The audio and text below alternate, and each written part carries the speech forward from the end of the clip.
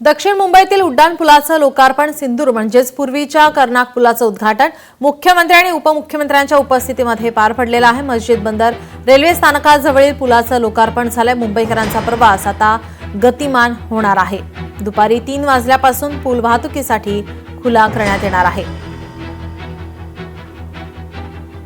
याचा आढावा घेतला आमच्या प्रतिनिधी भाग्यश्री प्रधान आचार्य यांनी। पाहूयात। आपण आहोत आता नुकताच उद्घाटन झालेल्या कर्नाक म्हणजे सिंदूर पुलावर। आपण बघू शकतो की मुख्यमंत्री देवेंद्र फडणवीस आणि विधानसभा सभापती आपण जर बघितलं राहुल नार्वेकर इकडे उपस्थित होते। या दोघांच्या हस्ते या पुलाचं जे आहे ते उद्घाटन पार पडलेलं आहे आणि हा पूल जो आहे हा आता वाहतुकीसाठी खुला होणार आहे। मोहम्मद अली रोडला आणि डी पिलो रोडला जोडणारा हा पूल अतिशय महत्त्वाचा असा मानला जातो। खरं तर 150 वर्ष जुना असा हा पूल आहे आणि हा पूल खरं तर त्याचा जुना झाल्यामुळे पडण्याची शक्यता होती। त्यामुळे 2022 ला हा पूल पूर्णपणे महापालिकेकडून पाडण्यात आलेला होता। यासाठी मध्य रेल्वेची देखील परमिशन घेण्यात आलेली होती, कारण बाजूलाच मस्जिद बंदर स्टेशन आहे आणि त्याच्या खाली जे आहे त्या पूर्ण रूळ आहे त्याचे। त्यामुळे पूर्ण मध्य रेल्वे आणि महापालिका या दोन्ही मिळून हा पूल जो आहे तो तयार करण्यात आलेला आहे।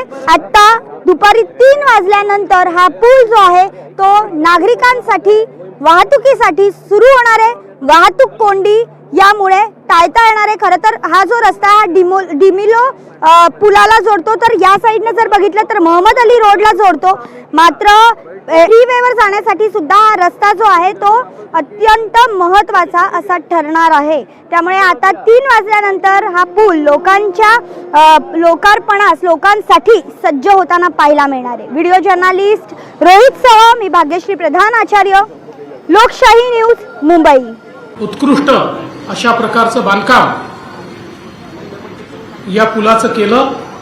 विशेषतः रेल्वेवरचा पूल असल्यामुळे आणि दाटीवाटीच्या भागात करायचा असल्यामुळे अनेक अडचणी त्याच्यामध्ये होत्या।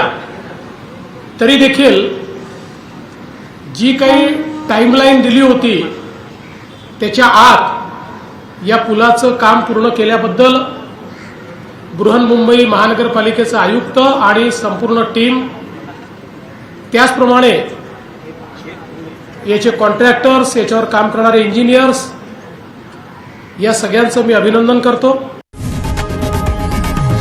लोकशाही मराठी ऐका, पहा, जागरूक रहा।